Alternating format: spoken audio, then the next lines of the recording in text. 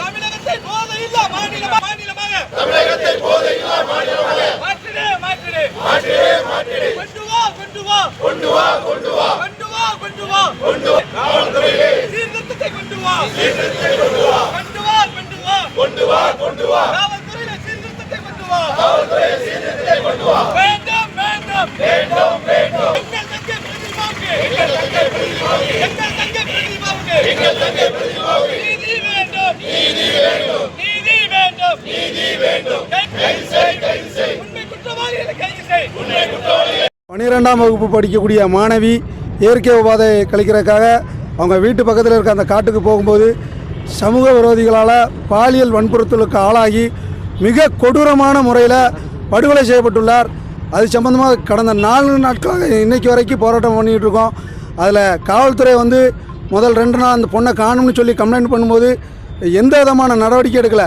அதில் முக்கியமாக குளத்தூர் SSI செல்வராஜுங்கிறவர் வந்து அன்பார்லிமெண்ட் வேர்ட்ஸ், அதாவது அந்த குடும்பம் தன்னோட குழந்தைய காணும்னு தவிச்சு போய் நிற்கி அங்கே காவல்துறை தான் தஞ்சம் அப்படின்னு போய் நிற்கும்போது என்ன வார்த்தைகளை பயன்படுத்தக்கூடாதோ அது மாதிரியான வார்த்தைகளை பயன்படுத்தி அந்த குடும்பத்தை கொச்சப்படுத்தியிருக்காரு, அந்த ஊர்க்காரங்களை கொச்சப்படுத்தியிருக்காரு. அவர் மேலே நடவடிக்கை எடுக்கணும்னு நாங்கள் சொல்லியிருக்கோம். இப்போ வரைக்கும் நடவடிக்கை எடுக்கலை. அது மட்டும் இல்லாமல் நேற்று மிகப்பெரிய போராட்டத்தை குறுக்கு சாலையில் பண்ணிகிட்டு இருக்கும்போது முறப்பநாடு காவல் ஆய்வாளர், அதாவது அந்த லிமிட்டுக்கும் இந்த அவருக்கும் சம்மந்தமே கிடையாது, அவர் சம்மந்தமே இல்லாமல் போயிட்டு அங்கே ஜனநாயக முறையில் போராட்டம் பண்ணக்கூடிய யாருமே குற்ற வழக்கு இல்லாத அப்பாவி பொதுமக்கள் ஒரு சம்பவம் நடந்துடுச்சு அப்படின்னு ஒரு ஆதங்கத்தில் போராடக்கூடிய மக்களை ஏதோ ஒரு கொலை குற்றவாளிகளை மிரட்டுற மாதிரி மிக கண்ணியமில்லாத அளவுக்கு மிரட்டி, அதுலேயும் தமிழ்நாடு யாதவ மகாசபை மாவட்ட ராமநாதபுரம் மாவட்ட தலைவரை சட்டையை பிடிச்சி ஒரு மனித உரிமைக்கு மீறான ஒரு செயலை செஞ்சுருக்காரு. அவர் மேலே நடவடிக்கை எடுக்கணும்னு சொல்லியிருக்கோம். அது மட்டும் இல்லை, இந்த படுபாதக செயலை செஞ்ச அந்த கொடூர குற்றவாளிகள் மீது உடனடியாக என்கவுண்டர் பண்ணணுங்கிறது எங்களுடைய கோரிக்கை. அது மட்டும் இல்லை, அந்த குடும்பத்திற்கு உரிய நிவாரணம் வழங்கணும் தமிழக அரசு, அதை உடனடியாக வழங்கணும். அது வரைக்கும் பாடி வாங்க மாட்டோங்கிறதுல நாங்கள் உறுதியாக இருக்கோம். நேற்று வந்து தூத்துக்குடி மாவட்ட கலெக்டரும் SPIயாகவும் பேசும்போது என்ன சொன்னாங்கன்னா, குற்றவாளிகளை பிடிக்கிறதுக்கு நீங்கள் தூத்துக்குடி மாவட்டத்தில் போராட்டம் பண்ணால் இடைஞ்சலாக இருக்கும் அப்படின்னு சொன்னாங்க. இது தூத்துக்குடி மாவட்டத்தில், அதுவும் விளாத்திக்குளம் வட்டத்துக்குள்ளே வேடநத்தங்கிற ஒரு கிராமத்துக்கான பிரச்சனை கிடையாது. இது ஒட்டுமொத்த தமிழ்நாட்டுக்குமான பிரச்சனை, இந்தியாவுக்குமான பிரச்சனைன்னு சொல்லி நம்ம வந்து இதை காட்டுறதுக்காக இன்றைக்கி திருநெல்வேலி மாவட்டத்தில் இதுங்கிறோம். அவங்க இன்னும் அவங்களுக்கு டைம் கொடுத்துருக்கோம். அவங்க குற்றவாளிகளை கைது பண்ணலாம் வைக்கலாம் அப்படின்னா மிகப்பெரிய அளவில் இதே ராமர் கோயில் திடலில் மிகப்பெரிய போராட்டத்தை முன்னெடுப்போம். அனைத்து சமுதாய மக்களையும் இன்றைக்கி அனைத்து கட்சி நிர்வாகிகளும் வந்திருக்காங்க. நாங்கள் வந்து இதில் எந்த ஒரு ஜாதியோ எந்த ஒரு கட்சியோ இல்லாமல் ஒரு மனிதாபிமானத்தோடு இருக்கக்கூடிய அனைத்து மனிதர்களையும் திரட்டி நாங்கள் இன்றைக்கி முதல் கட்டமாக எங்களுடைய எதிர்ப்பை பதிவு பண்ணுறோம். ஆமாம் ஆமாம் இல்லை, அப்படிலாம் தகவல் கிடையாது. அங்கே இருக்கக்கூடிய லோக்கல் அமைச்சர், சமூக நலத்துறை அமைச்சர், அங்கே அவருடைய சொந்த மாவட்டத்தில் அவர் நேற்று நைட்டு நாங்கள் 7 மணி நேரம் ரோட்டை மறைச்சதுக்கப்புறம் தான் வந்தாப்புல. அங்கே இருக்கக்கூடிய அமைச்சரை பேசுவோமே, கீதாஜீவன் என்ன பண்ணாங்க, இன்றைக்கி தானே கனிமொழியை இன்றைக்கி தானே வந்தாங்க. அந்த மாவட்டத்தோட மக்களோட வாக்குகளை வாங்கி பார்லிமெண்ட்டில் மணிப்பூருக்காக போராட்டம் பண்ணக்கூடிய அந்த அம்மாவே அந்த பகுதி மக்களுடைய ஓட்டுகளை வாங்கி பார்லிமெண்ட் போன அந்த அம்மாவே இன்றைக்கி தானே ஸ்பாட்டுக்கு போயிருக்காங்க 4ஆவது நாள்.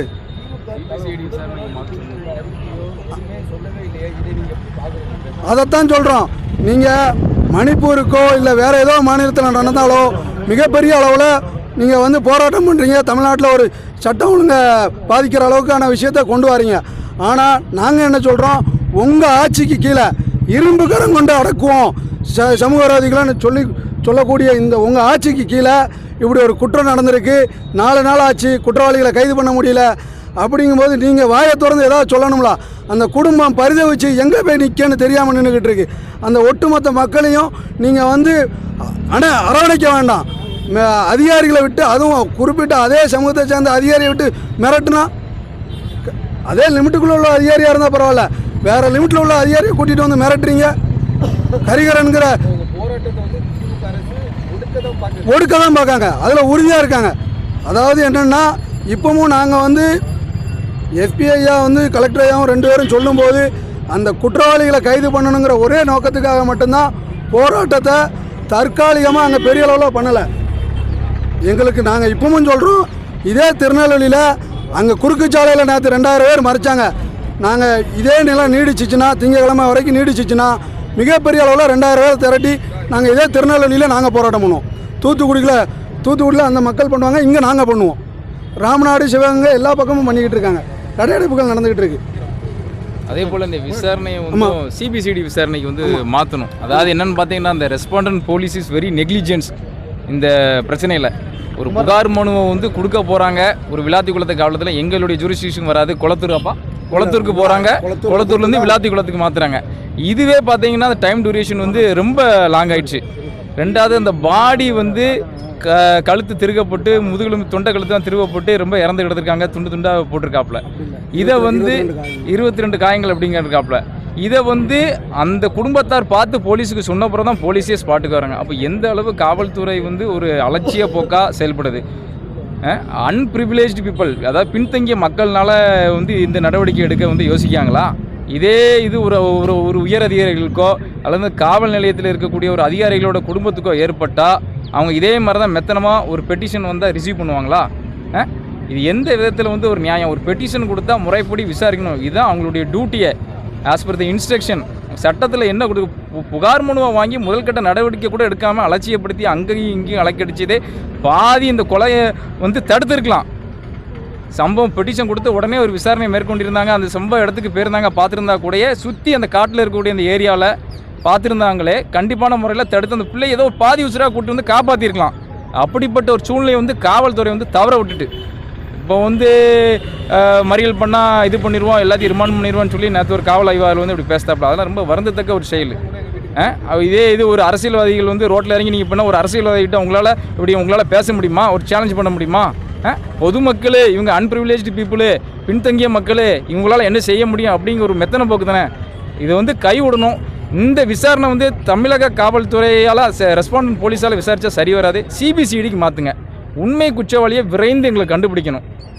அது வரைக்கும் போராட்டம் வந்து தொடர தான் செய்யும். உண்மை குற்றவாளியை விரைவாக கண்டுபிடிக்கணும். அந்த குடும்பத்துக்கு என்ன தேவையான நிதி வழங்கணுமோ அரசாங்கம் வந்து உரிய கணக்கிட்டு அதை செய்யணும். சும்மா அந்த மக்களை ஒடுக்கிறதுக்கும் பாதிக்கப்பட்ட மக்களுக்கு எதிராக செயல்படுறது அந்த காவல்துறை வந்து அதை கைவிடணும். காவல்துறை நண்பன் மட்டும் பேரில் சொன்னால் போதாது, அது ரியலில் வந்து காட்டணும். ஒரு பெட்டிஷனே வாங்குறதுக்கு நீங்கள் இவ்வளோ நேரம் டிலே பண்ணீங்கன்னா அப்போ எப்படி ஒரு பெட்டிஷன் வந்து புகார் கொடுக்க காவல் நிலையத்துக்கு ஒரு பாம்பர மக்கள் வந்து வர முடியும்? எப்படி வருவான்? இது உடனே சிபிசிடி விசாரணைக்கு மாத்திரம் உண்மை குற்றவாளிகளை விரைவில் கண்டுபிடிக்கணும். இதில் என்ன விஷயம்னா, அந்த குளத்தூர் காவல் நிலையத்தில் முதல் நாள் நைட்டு 9 வரைக்கும் போய் நின்றுருக்காங்க. மறுநாள் மதியம் 2 மணி வரைக்கும் விளாத்திக்குளம் காவல் நிலையத்திற்கும் குளத்தூர் காவல் நிலையத்திற்கும் மாற்றி அலக்கழிச்சிருக்காங்க. ஆனால் அந்த மக்கள்கிட்டேருந்து ஒரு பேப்பரை கூட பேருக்கு கூட வாங்கலை காவல்துறை அதிகாரிகள். அப்போ அந்த மக்களை எந்த அளவுக்கு விளாத்திக்குளம் அனைத்து மகளிர் காவல் நிலையத்தில் 4 தடவை பெட்டிஷனை கரெக்ஷன் பண்ண சொல்லியிருக்காங்க. பெட்டிஷனை கரெக்ஷன் பண்ணி கொடுத்தா கூட பேப்பரை கையிலே வாங்கலை. அந்தளவுக்கு தான் அந்த காவல்துறை அதிகாரிகள், அங்கே இருந்த அதிகாரிகள். 22 இடத்துல காயம் அந்த பெண்ணுக்கு. அதில் 4 இடம் மட்டும்தான் கண்ணால் பார்க்கக்கூடிய இடம். மீதி 18 காயங்கள் கண்ணுக்கு மறைவான இடம். இது ஒரு திமுக எந்த கட்சியாக இருக்கட்டும், கிளை செயலாளரோட பொண்ணாக இருந்தால் கூட அந்த காவல்துறை அதிகாரிகள் பண்ணியிருக்க மாட்டாங்க. ஒரு பாமர மக்களோட குழந்தைங்கிறதுனால தான் அப்படி பண்ணியிருக்காங்க. காவல்துறை அதிகாரிகளோட அலட்சியம் தான் அதில் முக்கியமாக. அந்த எஸ்எஸ்ஏ செல்வராஜ் தான் இந்த கொலைக்கு முக்கிய காரணம். அந்த போராட்டத்தை வந்து பார்த்தீங்கன்னா எல்லா அரசியலமைப்பு தாண்டி தான் வந்திருக்கோம். எந்த விதமான ஒரு ஜாதி மதத்துக்கு அப்பாற்பட்டு தான் அங்கே வந்து நின்றுட்டு இருக்கோம்.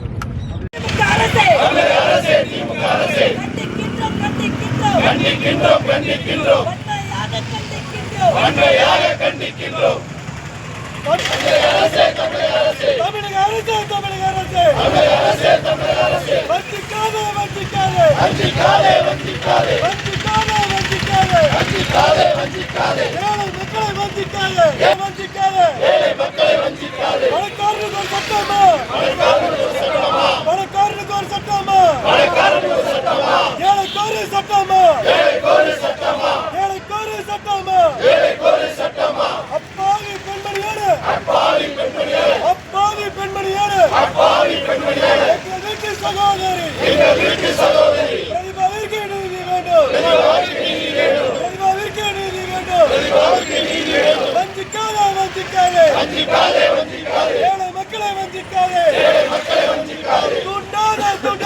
தூண்டாதே நடவடிக்கை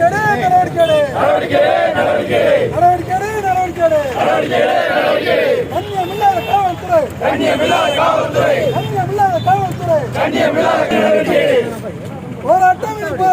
போராட்டம் இது போராட்டம் நீதி வேண்டும் கிராமத்திலே பாலியல் வன்கொடுமைக்கு ஆளான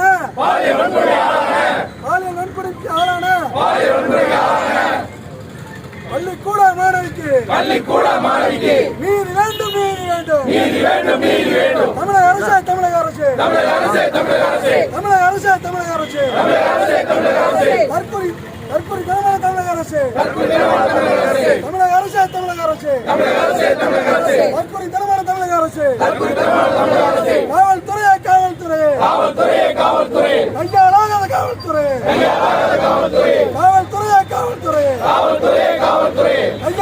காவல்துறை கையாளாத காவல்துறை நடவடிக்கை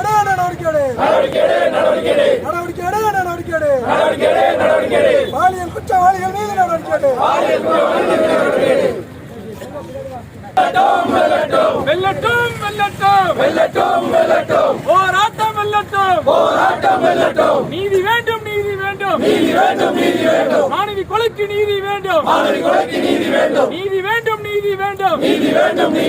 மாணவி கொலைக்கு நீதி வேண்டும்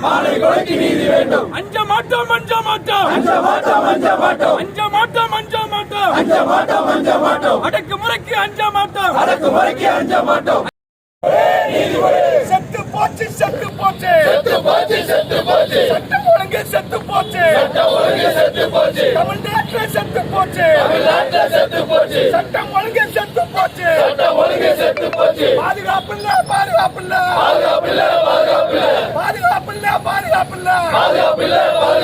ஸ்டாலின் ஆட்சியில பெண்களுக்கு பாதுகாப்பு இல்ல சிறுமிகளுக்கு பாதுகாப்பு இல்ல குழந்தைகளுக்கு பாதுகாப்பு இல்ல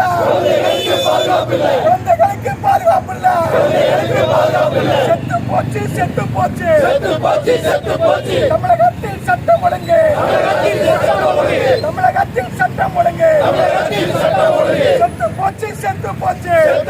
செத்து போச்சு கைது செய் பிரதீபாவை படுகொலை செய்தார் கொடூரர்களை கைது செய் கண்டிக்கின்றோம்